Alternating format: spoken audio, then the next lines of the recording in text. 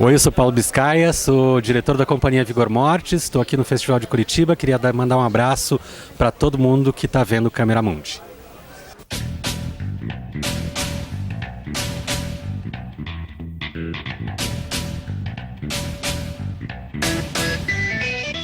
Nos últimos 100 anos houve grandes avanços tecnológicos. O ser humano inventou o telefone, alô, Dr. Zola, o submarino, o avião, Flugzeug, o rádio. Mas o ser humano evoluiu? De forma alguma. Ele continua sendo o mesmo ser bestial de sempre. Como bem afirmou o Dr. Jekyll, o ser humano não possui um lado, e sim dois. Projecionista Bitter. Kenny, obrigado por estar recebendo a gente assim. Fazia tempo que eu queria te entrevistar, João. É mais um fã aqui sentado do que um jornalista, tá? Obrigado. Muito obrigado, é uma satisfação enorme estar aqui e saber que a gente já se conhece de longa data, né, de outros trabalhos, e é um prazer enorme também poder estar aqui. Obrigado.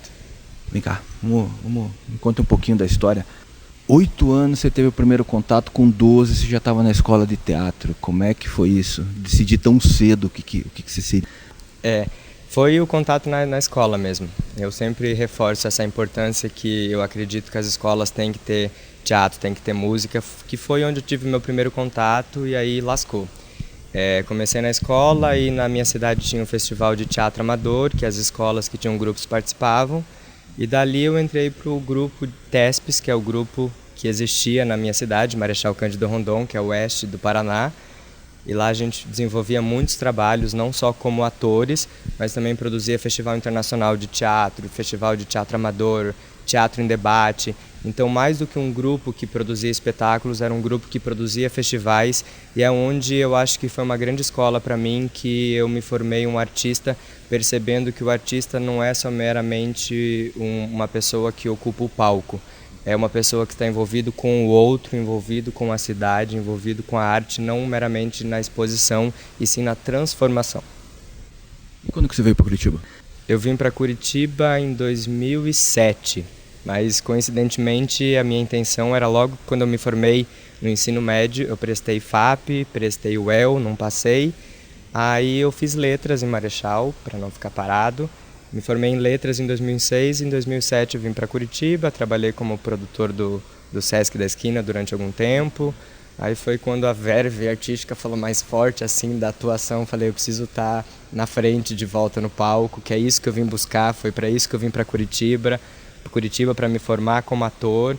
Aí eu entrei na FAP, me formei na FAP em 2012 e em 2013 já estava trabalhando com Biscaia na Vigor Mortis. Isso é uma parceria que também a amizade vem antes da parceria, né? É uma honra, acima de tudo, né? Foi um contato, eu não tive aula diretamente com o Paulo, mas como a gente estava ali no ambiente da universidade, e estávamos eu como aluno, ele como professor, então a gente se cruzava, né? A gente não estava diretamente como professor e aluno, porém a gente estava embebido ali no ambiente da universidade, nos trabalhos, nas práticas, nas provas práticas, nos espetáculos que a gente fazia, então ali a gente já se conheceu, foi caminhando um por paralelo ao outro, e foi quando eu tive a oportunidade de ele me convidar para fazer o Jukebox em 2013, e daí, como você diz, nasceu acima de tudo uma amizade que eu acho que vem antes de tudo, que é um espaço que eu gosto muito de trabalhar na Vigor Mortis com o Paulo, que ele entende a gente acima de tudo como ser humano. Então, acima de tudo, tem essa humanidade na gente, que dá isso para quando a gente vai para o palco, a gente não só reproduz, mas sim a gente tem espaço também de criar.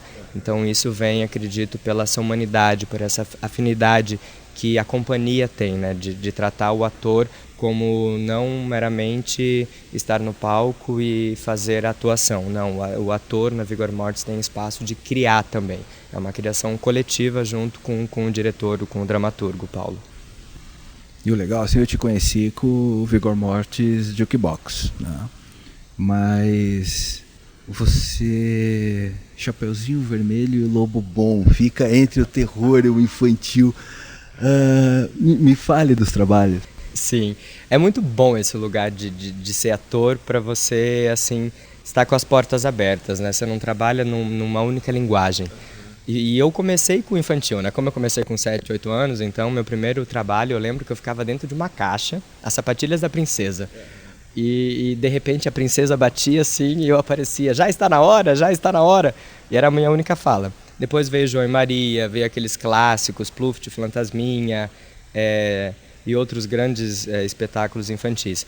E depois disso, né, fiquei um tempo sem teatro, foi quando eu fiz letras, e quando eu vim para Curitiba eu comecei a trabalhar mais uma formação de teatro adulto, onde eu entrei com o Paulo Biscaia de terror. Aí desde o ano passado, com a Contarte, com a Gisá Ferreira, que eu tenho desenvolvido alguns trabalhos infantis. Chapeuzinho Vermelho, Lobo Bom, O Gato de Botas, Pinóquio. Então é muito gostoso de poder ficar pulando, né, de um para o outro, teatro infantil, teatro adulto, trabalhar no horror e trabalhar numa coisa mais infantil, com criança, adulto, poder ter esse privilégio de encontrar vários olhares, né, da plateia. Isso é muito importante. O público, para mim, sempre é o essencial, vem antes da criação, assim para mim. Então, poder ter um trabalho de público com os dois extremos, né, tanto a criança quanto o adulto, é fabuloso para a gente enquanto formação de artista. Claro, e num dia você tá 4 horas da tarde no palco, no outro, como hoje, meia-noite. Né? E também sou muito agraciado que eu também trabalho com adolescentes em situação de vulnerabilidade. Então tem vezes que eu estou trabalhando lá na comunidade, lá na periferia, e de repente eu estou ocupando um espaço num grande teatro, né? De um espaço assim mais talvez distante, né? Pensando assim que ainda acredito que o teatro não é tão acessível, né? Então esses dois lugares também de você estar na comunidade, você estar num espaço onde talvez aquela comunidade que deveria também ter acesso não está. Então esse meio campo assim, né, de poder estar com essas duas vertentes tão diferentes, mas que não deveriam ser, mas que são, também é bem fascinante. É um privilégio, né? Tremendo privilégio. E eu preciso que você fale do Jukebox. Quantas histórias eram? 8?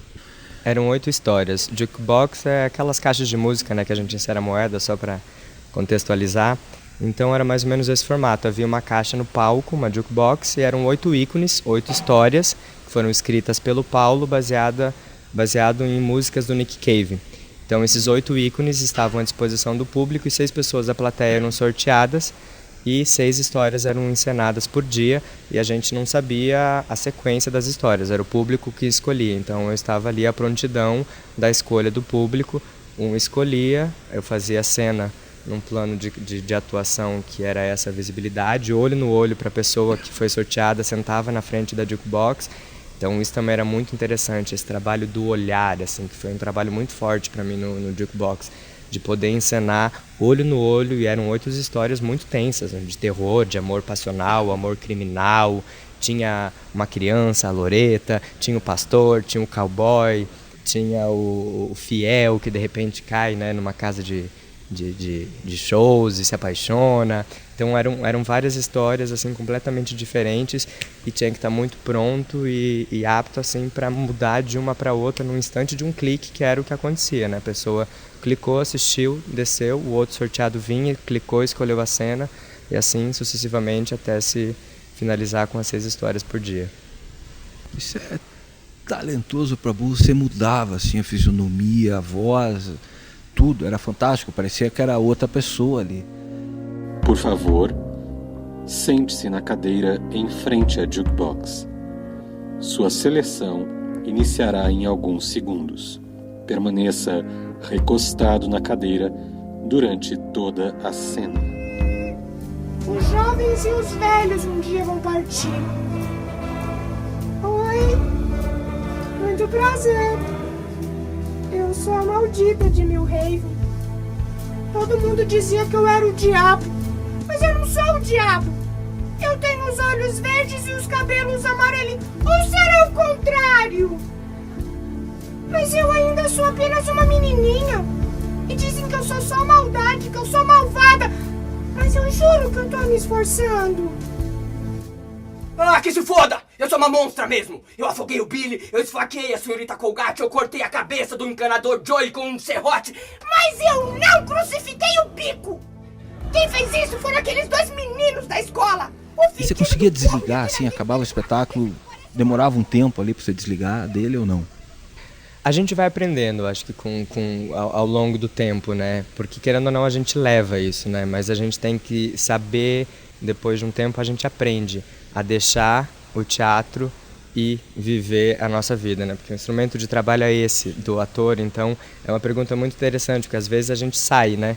Levando todo aquele peso e aquela coisa, e não tem como, por mais que a gente fale que a gente sai do teatro, a gente deixa o que é do teatro e agora é a minha vida, mas querendo ou não, a gente enquanto está no processo fica embebido nisso, né? E é interessante, porque daí você está com esse registro no corpo, né? Então isso faz a vivacidade das cenas, isso dá o vigor mortis, né? Mas a gente tenta se afastar, mas durante o processo é meio que impossível dizer que a gente afasta 100%, né? Eles vão para casa com a gente. Eu gosto disso, de passear com os personagens na rua, de repente eu tô andando e dou uma olhada e falo, nossa, isso é muito daquele personagem. Eu cresci ouvindo que o ator é observador. Então eu saio com os meus personagens na rua, não que eu saio caracterizado ou andando com eles, mas internamente eles estão comigo e quando eu observo um gesto ou uma ação, uma fala, uma postura, eu vou lá e roubo isso e giro e depois vejo como isso vai se comportar no personagem. Ator é fantástico, né? Esse é um espetáculo que eu tive que sair, sentar, tomar um chopinho, relaxar um pouco, depois ir embora. Que massa, que massa! Impressiona muito, impressiona mesmo. É um espetáculo forte, sou agraciado e sempre agradeço muito Paulo Biscaia. E a ideia do Paulo Biscaia nesse espetáculo é genial, né? Um espetáculo fabuloso, uma ideia assim. E é interessante que é meio teatro, é cinema, né? Porque tá olho no olho com aquela pessoa que tá ali, mas a câmera tá filmando do lado da pessoa e projetando num telão para as pessoas que estão na plateia assistindo. E daí eles, no início, algumas pessoas falavam, não, mas isso não é teatro, isso é gravado. Não, o ator não tá ali dentro da caixa, porque as pessoas não veem um ator, né? Você vai no teatro, você vê o ator físico. E na Jukebox eu tô dentro de uma caixa invisível para os olhos do público. Porém, o ator tá ali no palco, só que ele está dentro de uma Jukebox. E é fascinante. É.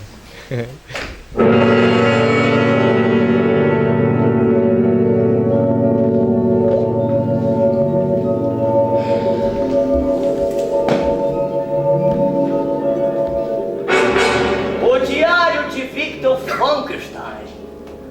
Literatura formidável e absolutamente precisa nas exceções. O monstro de Frankenstein!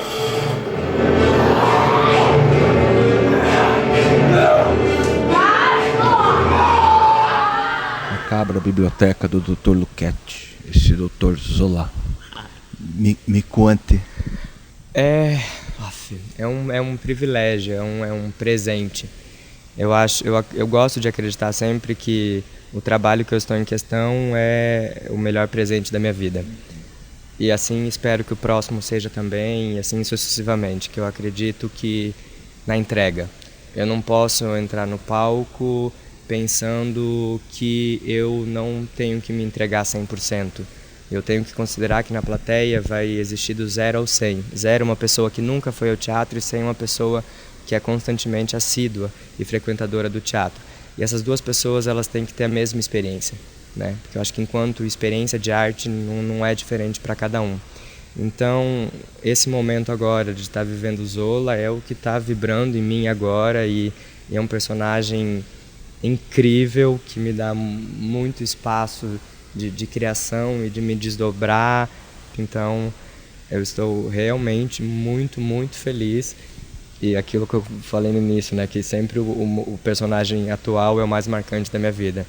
E o Zola é o mais marcante, acredito, da minha vida. Kenny, obrigado mais uma vez, tá? Foi um grande prazer mesmo. Espero agora nos encontrarmos mais vezes, né? Tanto tempo já acompanhando o teu trabalho e nunca tive a oportunidade. Obrigado. Muito obrigado. Obrigado pelo espaço, pela oportunidade. Obrigado pela arte existir, pelo teatro acontecer. Eu não sei viver sem isso, né? Não sei o que seria de mim sem teatro. No ano passado, a Bíblia Jar, dono de uma loja de tecidos na Riachuelo, foi encontrado com uma cabeça 12 metros do corpo estraçalhado. Onde anda Rafa lá em planeta? Onde estará? Boa! Oi? Bom, digamos que ela e eu encontramos algumas diferenças ideológicas. Não importa. O conhecimento da biblioteca do Luquete é maior.